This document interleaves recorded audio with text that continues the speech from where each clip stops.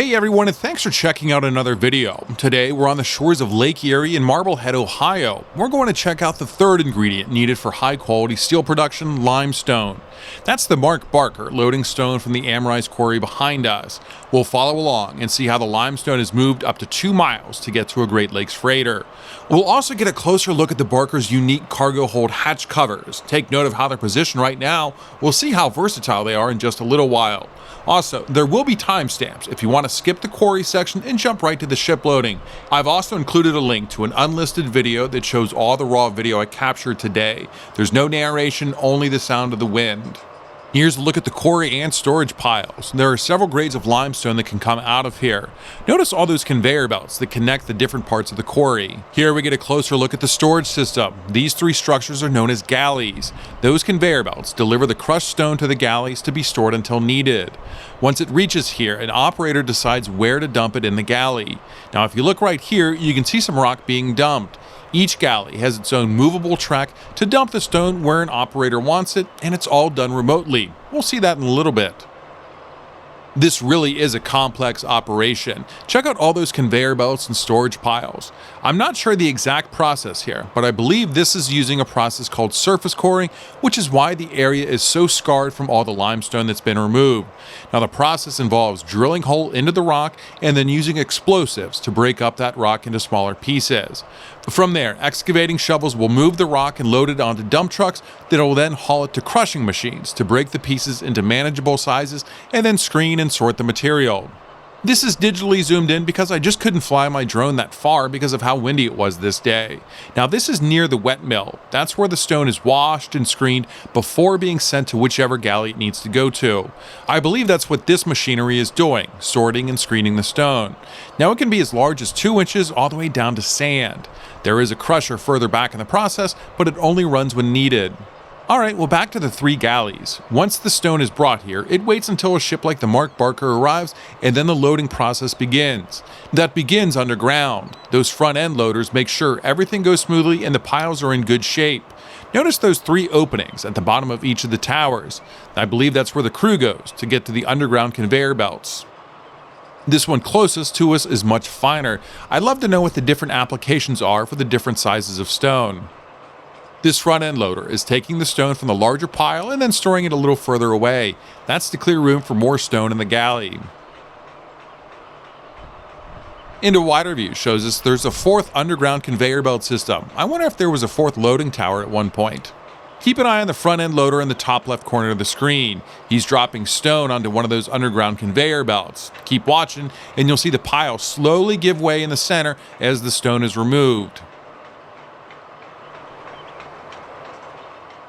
Here's a look at where it comes out. It falls onto another conveyor belt that will ultimately carry it out to the Mark Barker. This must be sand with how fine it is. Well, here's a little more about the quarry. I believe there were some smaller quarries in operation in the late 1800s. Then, the Kelly Island Lime and Transport Company began purchasing land on the peninsula around the 1880s. By 1900, the company had purchased all the private quarries and looked at Marblehead to create its new operation center and has been operating ever since. Now, there have been multiple owners over the decades, though. I'll put a link to an article with a much more detailed history in the description if you want to check that out. Well, now let's check out how the stone actually gets into the belly of the freighters.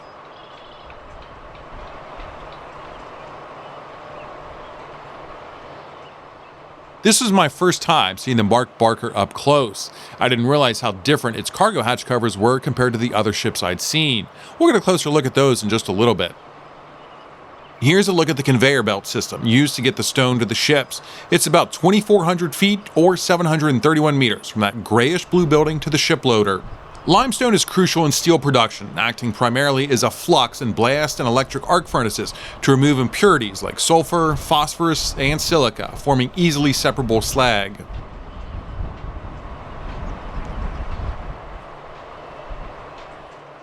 Here's a closer look at the stone going by on the conveyor belt. The facility can load about 2,500 tons an hour. Here's a little about the Mark W. Barker. It's one of the newest ships on the Great Lakes, being built in 2022. It has a length of 639 feet or 194 meters. It can carry 26,000 gross tons of cargo. The ship was the first bulk carrier to be built on the Great Lakes in more than 35 years. It's also the first new ship for the Interlake Steamship Company since 1981. Also, notice how the Barker has its self-unloading boom at the bow of the ship. The company says this design allows for more flexibility in congested ports, and that many customers find that boom location easier to work with to unload at the docks. Looks like there's a little bit of spillage as part of the unloading process. I'm guessing that's because the stone is wet and sticking to the conveyor belt as it rolls underneath.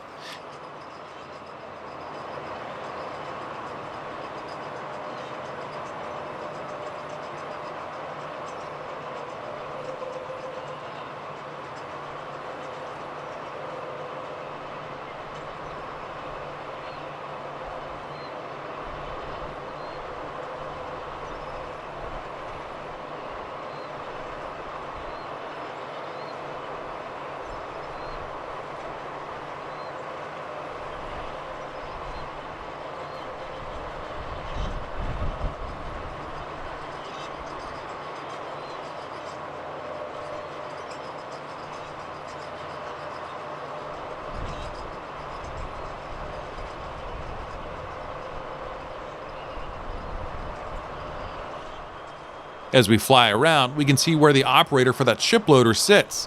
They can oversee everything in that little tower. Also, notice how the shiploader sits on that circular base. Well, that enables it to maneuver around a bit to adjust where it's loading. The track section the conveyor belt sits on is even able to move in and out to hit the far and near corners when loading.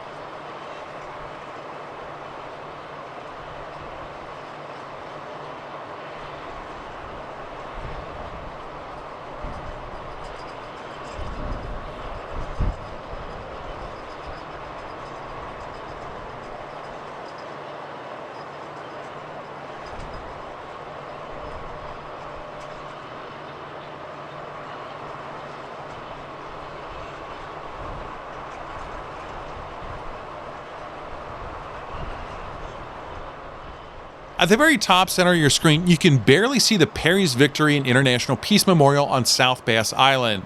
It's the tower above the boom.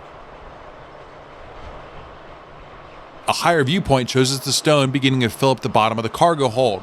We can also see the rusty bottom of the storage area, and there you can see how the conveyor belt feeds the self-unloader. I didn't realize this until I saw it, but the Mark Barker has a flat bottom instead of the traditional V-shape with sloped sides. Now, the flat bottom is to maximize its carrying ability. The ship uses small, specialized front-end loaders to push the final cargo into the conveyor belt below. Now, the unloading process is completely automated except for this part. I'll include a link to a video showing the machinery in action that YouTuber WJD Sport and Drone put together. Here we see the doors that open to allow the cargo to fall into the conveyor belt below. The operator only has to push buttons to make everything happen, including opening these doors. Now, the flat bottom design plus the maneuverable hatch covers mean the Mark Barker can load the maximum amount for its size and has the ability to handle irregular, very large cargoes, not just bulk commodities. Here we see where the cargo hold meets the self-unloader behind those silver plates. I'm guessing they're removable to allow for maintenance and other things. And here we see the full self-unloader. Traditionally, these are at the rear of the ship, but like I previously mentioned, the Interlake Steamship Company says this design makes the ship much more maneuverable and easier to unload in tight spaces. One more unique thing about this ship is its 5 hydraulic hatch covers. Now, instead of the traditional hatch covers that act like a simple lid, these can be stacked and moved around. Now, this style is common for ocean-going vessels. Because they offer so much additional open space, it means faster loading and more cargoes that can fit. I'm told this can even carry wind turbine blades. Well, that about does it. I hope you enjoyed this trip to Marblehead. This is a lot of fun to record and learn about. I had no idea how advanced of a ship the Mark Barker is, and we haven't even discussed its engines or how efficient they are. Oh, one last thing before we go. While recording, I caught the Kelly's Island ferry boat line in action. This is a ferry service between Marblehead and Kelly's Island in the distance. That's the ferry Shirley Irene. It's the only way to get a car or truck onto or off the island. During peak months, it operates as often as every half hour. Did I mention how windy it was today? That does not look like those folks are enjoying their trip to Kelly's Island. Alright, well that really does it. Thanks for checking out the video, and let me know what you think. And also, what would you like me to check out in the future and show how it works?